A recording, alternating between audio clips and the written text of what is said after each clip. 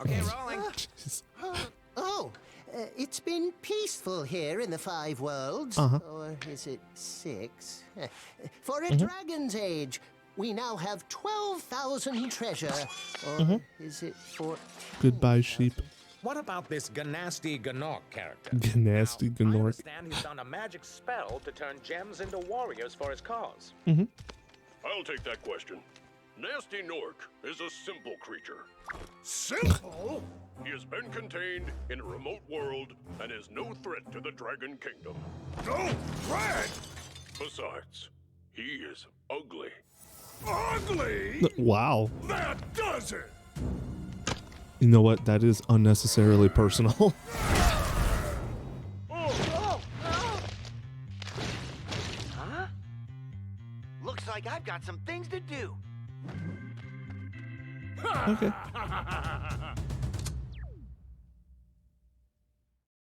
Yep, I look like the old Spyro. Voidlings, I am very sure that I speak for everybody when I say that we all have our little mini traditions around Christmas. Hi, Sparks. One of mine is to go back and play a bunch of the childhood games that I absolutely freaking adored back then and still adore now, and of course Spyro is basically at the top of that list. I'm going to play through all 3 games here, and I'm also not going to do 100% playthrough this time around. That does not mean that I never will in the future. It just means that I really just wanted to play this game around Christmas. Where is he? Where is he? There he is. Get burned. This is a kid's game. Teaching you to burn people that have a lot of money so you can take it instead. Okay, that's probably not the point. Probably. Up the butt. Okay, where are we going first? Stone Hill. I never let the guy out of the statue at the beginning. Well, he's just gonna have to wait. This game is one of those perfect examples of immense enjoyment via simplicity that took like 400 calories to put all those big words in order. Jeez. Oh, I'll take that. Thank you very much. No one else was using it. Hello.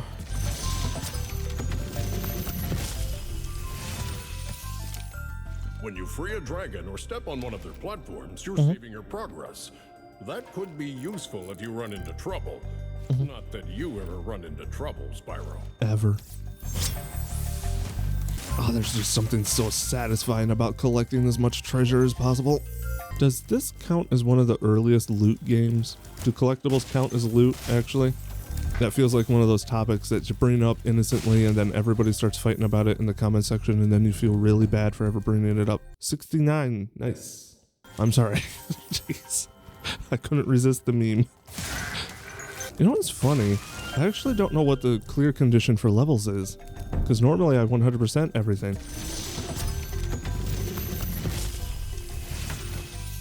Hello. After you've freed all the dragons, pass through this fancy vortex thingamajigger. It'll take you back to the artisan home. But first, let me tell you a story. We're good. No thanks. See ya! I suppose I don't need this. I do think there's a treasure quota, though, to get to one of the worlds. So we are going to grab a bunch of money.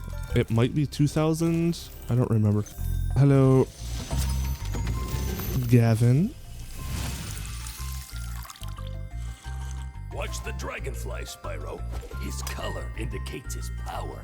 When he eats butterflies, he stays strong, like me. Sure. Kisses his bicep as he fades out. Jeez. Money. I hear somebody laughing at me.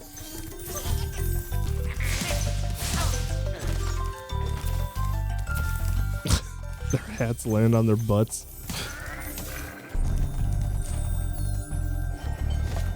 Hello. Oh.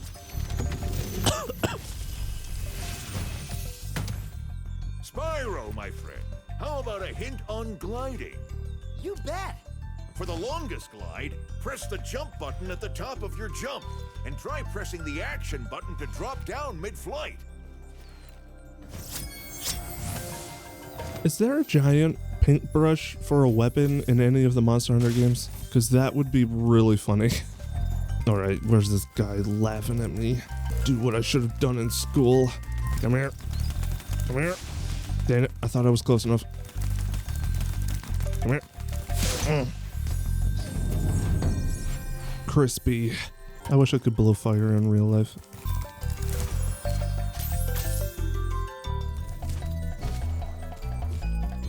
Oh, So in newer Spyro games, you can push the action button and it will give you a little bit more of a flutter at the top of your, or at the end of your glide. Well, in this game, pushing it simply just takes you out of glide mode.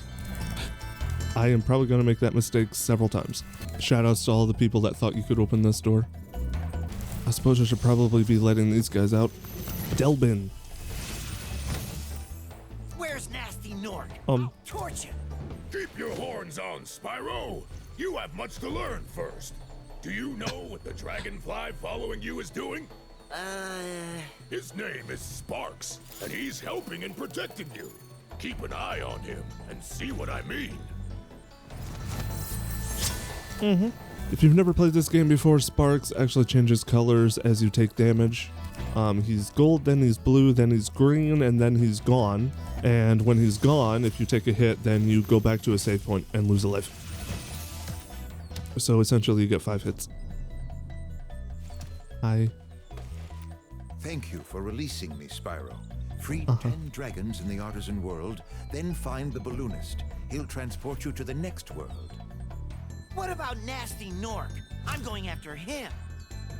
Find dragons first. That's all I can tell you. Okay. Did I say 5 hits? That's 4 hits. Math was never my forte. Aesthetically, ambiently, this is one of my favorite levels in the entire freaking game.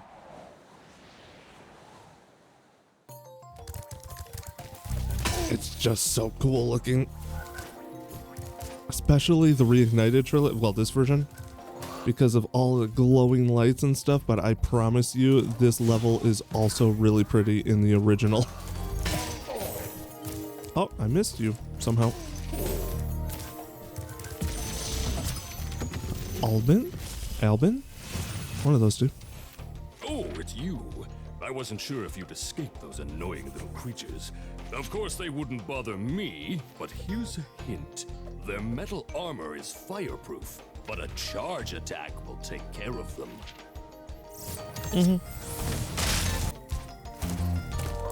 Boink. Hello. Ow. Oh, this place looks so cool. That's what Spyro is about, at least this first game. It's like, it's not about challenge. It's not that challenging of a game. Some of the bosses can be a little bit tricky, but, well, okay, at least for me, because I'm not very good at platformers. But Spyro is all about, like, the vibe. Just being in this little virtual world and just soaking it all in. That's what Spyro's about. Psst. Spyro, wanna know a secret? Use the action button when you want to zoom in and look around. Oh, your secret's safe with me. Actually, this is going on YouTube. Yep, you have to keep the secret too. Because if you don't, we have to kick you out of the club. Well, that was terrifying.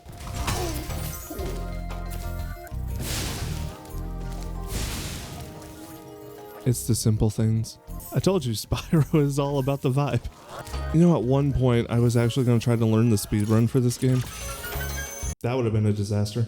I still think about it sometimes. Honestly, I kind of just decided not to do it, mainly because I didn't know if I would have enough time to be able to do it. You know, it's not like Mario Kart DS, where I practically speedran the game accidentally for years. Big enemies like this Nork with the club cannot be charged, but a quick flame, that should defeat them. Okay. I was gonna question why in the world you had a dragon skull when you're a dragon, but then I just remembered there are literally people who put human skulls on their bookcases. A little bit concerning. Also, can I just ask what the heck this thing is supposed to be? Especially since in the original game, there were no fingers, it was just eyeballs. So, like, it wasn't quite as creepy. But then in the remake, for some reason, they gave it those horrible fingers. It's gross. And why do I get rewarded for killing it with a dragon statue that gives me more times to die? What is the lore? Vati. Oh, hello. Thomas or Tumnus. Something. Hey, Spyro, press the jump button twice to glide. And don't be afraid. Afraid? Of what? Falling from high mountain peaks? Plummeting into prehistoric glaciers? Oh, that. Sounds like he might be a little bit afraid of this.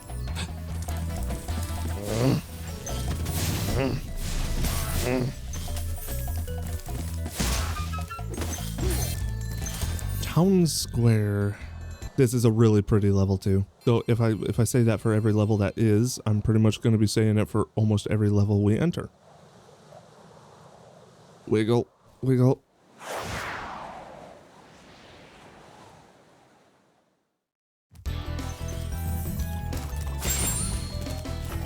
What's up, dude? Niles? Welcome to Town Square, Spyro. Begin exploring by gliding to that area with the bulls. Use the right stick to get a good look. Why are you carving it? Oh, it fell over. Dang it. He's making a sculpture of Spyro, though.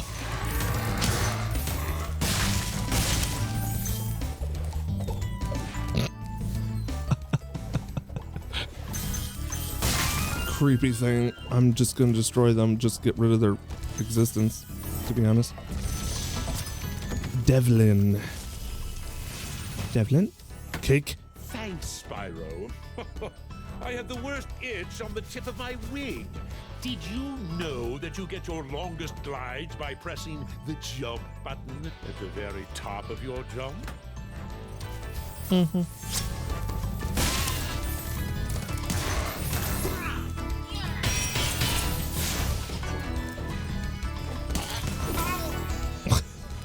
Okay. 0 self-preservation skills. Come here. Come here. Right here. Yes. Hello. Elvar. Oh. Spyro, did you see a man dressed in blue running around here? He's a thief, and he's stolen a dragon egg. You've got to track him down and get that egg! Run! Run!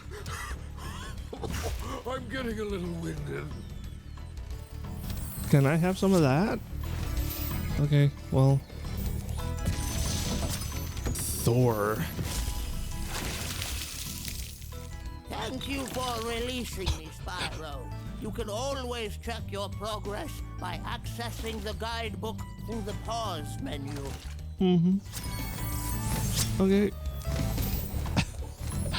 Not quite what I was expecting when I saw the name Thor, but...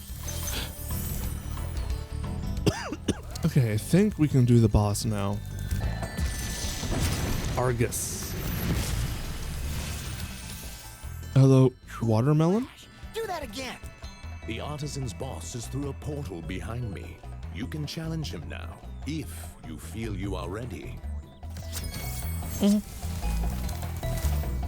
Toasty. Toasty's toast. Burn his toast. I don't know what I'm saying. I'm not good at smack talk, okay? Okay, we're beelining. I'll try to get past all these dogs.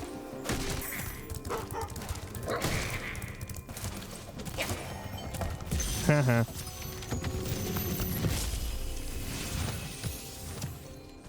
Nasty Nork has put one of his most devious henchmen in charge of the artisan world.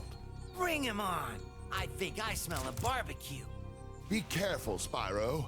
Toasty has many tricks up his sleeve. There's Toasty. I've never been able to figure out how I'm supposed to dodge the dogs in this game. Yeah, you saw that right, by the way.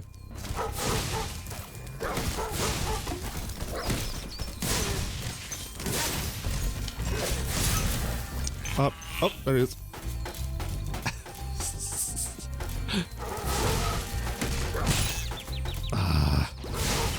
Like I said, I don't know how you defeat the dogs. I think I just... Oh, no. Never mind. There we go. We toasted Toasty. Lamb chop for dinner. I've never had lamb chop, but I assume it's good. And just like that, we're done with the first world. Wow. I see you've been busy rescuing dragons, Spyro. Mm-hmm. You may travel to the Peacekeeper's world if you like. Are you ready to go? Yep. Just bounce off his head. So Peacekeeper's world is a little bit more interesting. I have no idea why, but there appears to be a war going on. I don't know why. Rescued Titan. Okay. Welcome to Peacekeepers. Look how our treasure has been stolen and turned against us. Please, recover our treasure, Spyro. Collect treasure. Got it. Doink. So there is one change that they made in the remake that doesn't make a whole lot of sense to me. In the original, these guys were actually holding rifles, except for the cannoneers. They still had the ramming sticks like they do in this one. But the normal soldiers, the spearmen, yeah, those were soldiers before. Or I mean rifles. Now you might think it might be like a sensitivity thing. However, the rifles, they didn't use them as rifles. They had bayonets on the front of them, and they still used them like spears. So why they changed the model from a bayoneted rifle to just a spear, I don't know. It's a little bit odd to me, but okay. And then these guys have rifles anyway. Like, I don't know why they changed it. And the only reason it bugs me is because the theme of this place originally is like these two warring nations, like Civil War era muskets and bayonets and stuff. And now it's just like soldiers who are randomly holding spears for some reason. I don't know. It's not like it's a huge deal. I'm just a little bit annoyed that the theme got a little disconnected. Come on. There we go.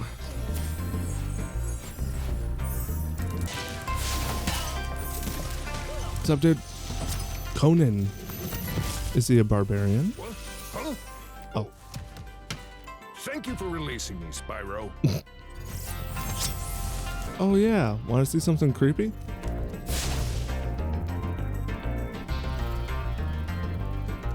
The cactuses are alive.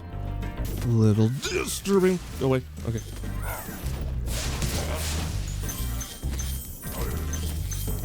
Also, yes, he was in fact using a vulture as a weapon. And I swear every single PS2 game ever had dark purple ooze in it at some point.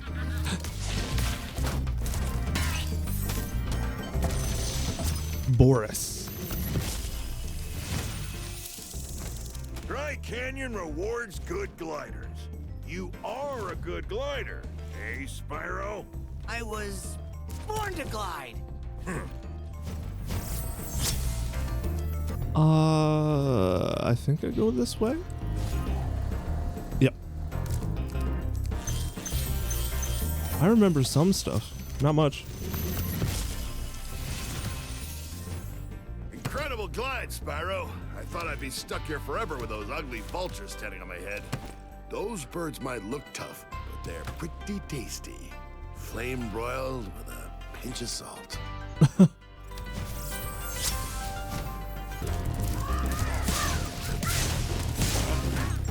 Another big change that they made in this version is a lot of the charging enemies, like those vultures, they are way slower in the remaster than they are in the original. They charge you like they're actually paid to in the PlayStation 1 version. Is that you, Spyro? Are you the young dragon I've been hearing so much about? Ever since you were a wee puff of smoke, We've known, You've known... I forget. I'm not gonna make it. First death. There we go. I'm gonna grab this. I don't know how many times I'm actually gonna be dying in this playthrough. I do know that when I get to Nasty Nork, that's when things are gonna be a little bit difficult. Nasty Nork is a hard boss fight. All right. Here's something a little bit shocking. Oh, not him.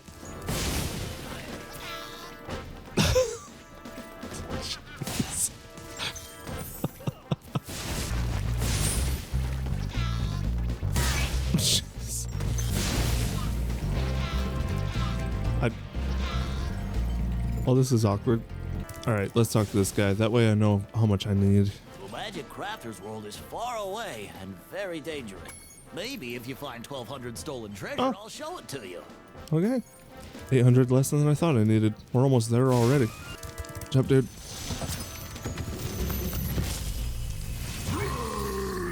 Okay. Hey, Spyro. Sparks the Dragonfly has been doing a good job protecting you. Make sure to keep him strong by feeding him lots of butterflies. Okay.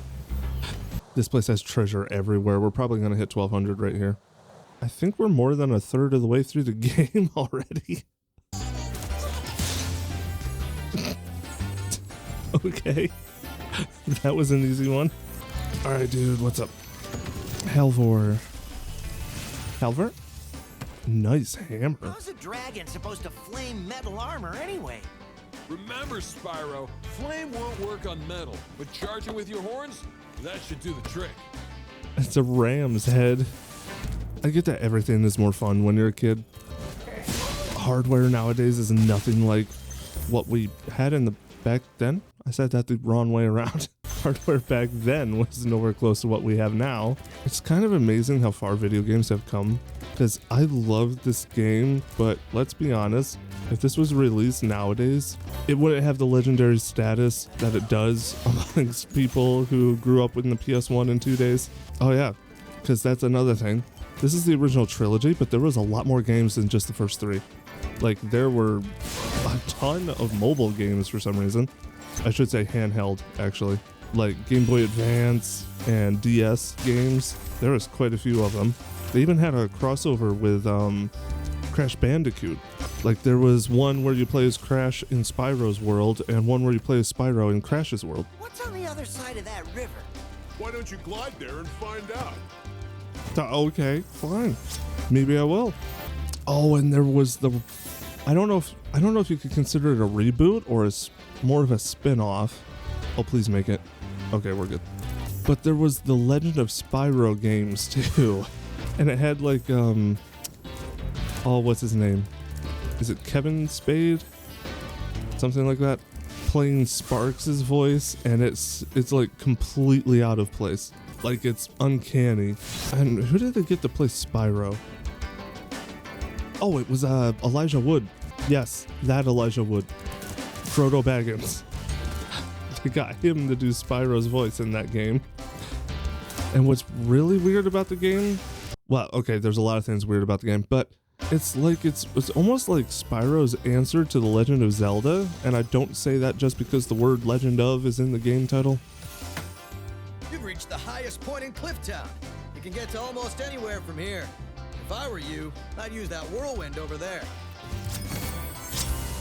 It's just a very, very strange experience. It's almost like you wander into an alternate reality, one that's a heck of a lot less fun. It's not a bad story, it's just very strange. Like, for instance, Spyro is adopted by a family of dragonflies after he's sent up a river in a basket when he's an egg to try to save him so he wouldn't be discovered. And he like grows up thinking he's a dragonfly as a result of it. It's a wild ride. It's a very, very strange experience. Like, the only thing that's still Spyro of it at all is the main playable character and the fact that Sparks is there, voiced by Kevin Spade. It's just a very odd experience. Dr. Shemp. Oh, what was the other Spyro game called, though? There was another one after... Was it after the entire Legend of Spyro trilogy? I don't know, they returned to a format like this, but it was almost like another reboot.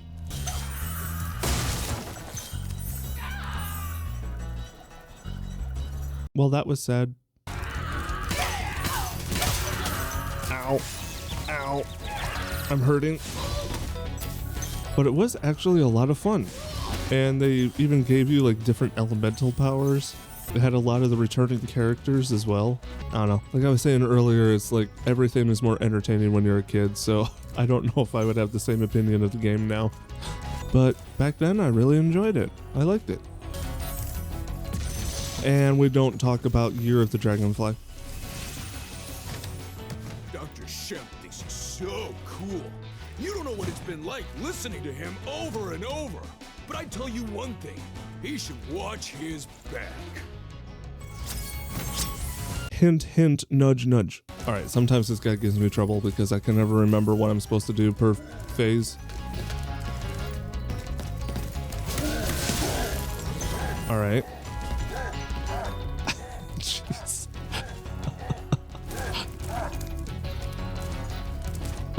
I think this is the one where I jump. Is this where I jump? Oh wait, no. It's where he does that, and I blew flames too late. There we go.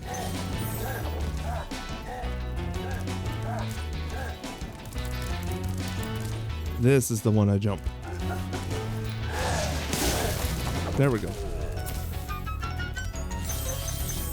Look, you can criticize it for being simple, and rightfully so. This game was made for children, though. They do step up the boss fights in the later games, by the way.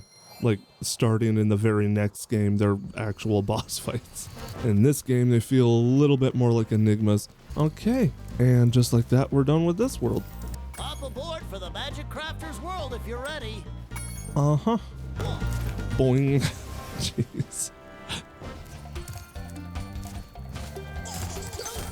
Nah, that. Venting some childhood trauma. Anyway, what's up, dude? Rescued Cosmos. Welcome to Magic Crafters. I want you to release the dragons, reclaim our treasure, and recover the eggs from those pesky blue thieves. Okay. Nope. I see you. I'm going to charge him. He's going to turn around, run, arch to the right. I'm going to cut the corner, flame, and I'm going to get him in about 3 seconds. I'm going to charge him. He's going to run right. I'm going to cut the corner slightly, and I'm going to flame, and I'm going to get him in about 3 seconds. I'm going to charge him. He's going to run right in an arch. I'm not going to keep doing that. Don't worry. Come here. We're getting dizzy. This is fine. Oh, I see. I'm basically just running straight across. There we go. Got him.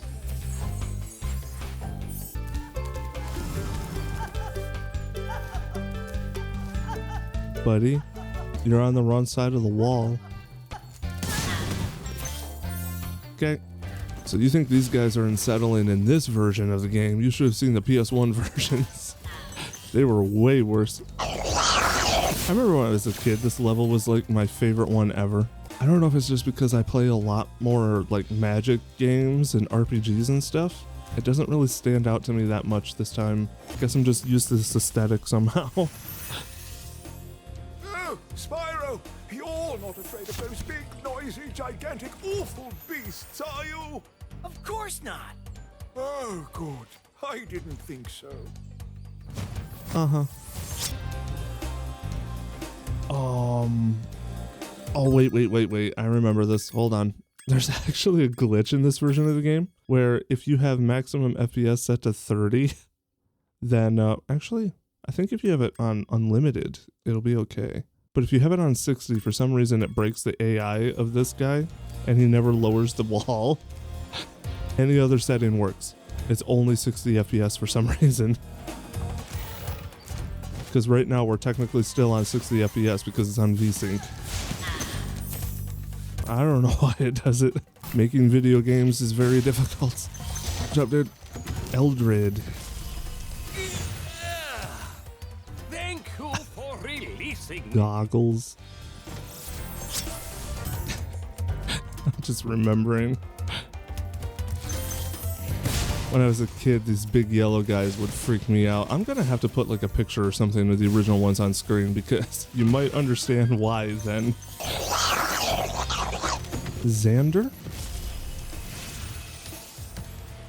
Cool wings. Spyro, if you keep this up, you'll learn all the tricks of the magic crafter's world. Uh-huh. Come here. Come here. Come on. Don't you want to be set on fire? Now. There we go. Okay. Oh, I almost forgot about those guys. Kinda wish I did. This level is a little bit harder to survive in because, as you can see, there's an all-out mage war going on.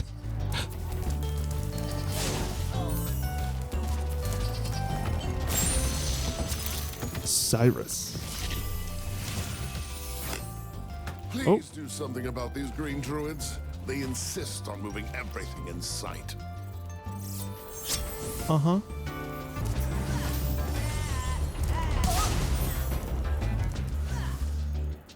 Alright, this one you have to wait for him to come back. Because he's a little too far otherwise, I think. Alright. Geronimo. You thought I was gonna die.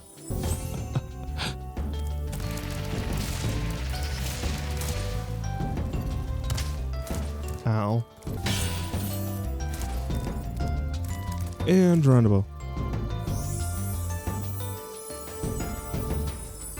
I don't know why their entire existence is to sit here and wait for dragons to catch. It's a decision they've made for themselves, I guess. We'll have to respect it, I guess. Try combining your supercharge with jumping and gliding, and really explore the high caves. Oh, so close. Here. Dang it.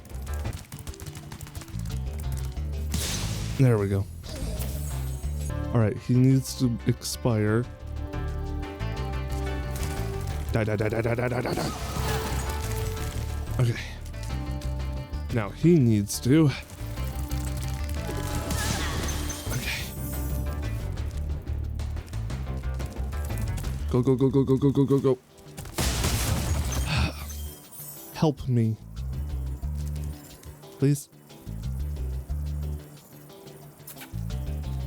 Well, thank you. Come here.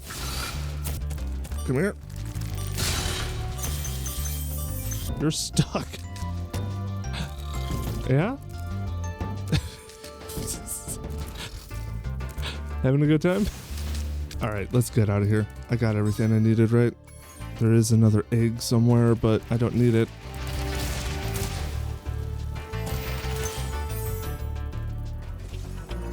Hi.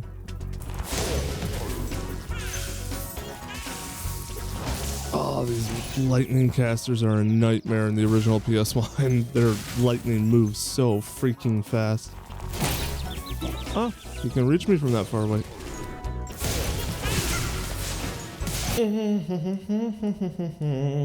Help me. Join me, please. Welcome to Wizard Peak. This is my favorite supercharged spot. Use it to bash those wizards. Can you imagine a dragon of that size supercharging? One thing I really love about this remake is that all of the dragons get their own unique designs. And it's not even like they only did it with the more popular ones, like the ones that actually give advice or memorable dialogue. They did it for all of them. Even the ones that are just like, thanks for releasing me, and then they leave. This guy is a nightmare. Never mind, that was really easy. What's up, dude? Lucas. Listen carefully, Spyro. There's a secret area in the artisan's home world near the waterfall. Try jumping on the stones there. Artisan's homeworld? Waterfall. Sounds good. What was that little dance? I have like barely been playing this game for any time at all. Turns out non 100% playthroughs are way faster. I remember when I tried to make a series out of this game before, it was like 40-50 minutes per level. I mean, back then I was also trying to remember where everything was, but still. Blowhard. Yes, that's the best they could come up with for the name of the boss, I suppose. But as of right now, I've only been playing this game for about an hour and 20 minutes. Games were a lot smaller back then, what can we say? Alright, this plays a little bit difficult because there's a lot of lightning people and it kind of sucks a little bit. I mean, it doesn't suck, but like, it is a lot more difficult than a lot of the other arenas. Like the dogs with Toasty are a little bit difficult, but at least they don't shoot lightning at you. Good job, dude. This is pretty much like the most non-boss in the entire game, though. Good job, dude. Like I said, he's a complete non-boss. See, he does have an attack, just not a very good one. And he's gone. Epic boss. I do appreciate that they tried to do something new. They tried to make it more like special enemies instead of like these fanfare boss fights. But there's a reason we do fanfare boss fights. Just making bosses like special enemies and that's it is a little bit anticlimactic. World, if you're ready, would you like to go? Nasty Nork, however, is an entirely different story. That boss fight is definitely interesting. Alright, so Beastmaker's World. I'm pretty sure this is the swamp. Yep. As you can tell, these games are pretty chill, so it's like I'm kind of doing my commentary, and y'all know me. I'm a little bit self-critical. I'm a lot self-critical. I'm like trying to figure out if this is even interesting enough to go ahead and finish off the series or not. But you know, it's just kind of the nature of these games. They are pretty chill. At least the first one. The first one is significantly more chilled out than the other games. But honestly, it's just nice to go ahead and revisit some childhood memories. I know these are the remasters, so it's not completely nostalgic. I do have the PS1 versions. I don't know, it's just kind of nice to come back and see these games, even in remastered format. So it looks like there will be this episode and then one more after this. This was only a 2-part series, but that'll do it for now. So, as always, like and share the video if you enjoyed, subscribe if you want to see more. Thanks for watching. Hope you have a great day, and I'll see you in the next video. See ya.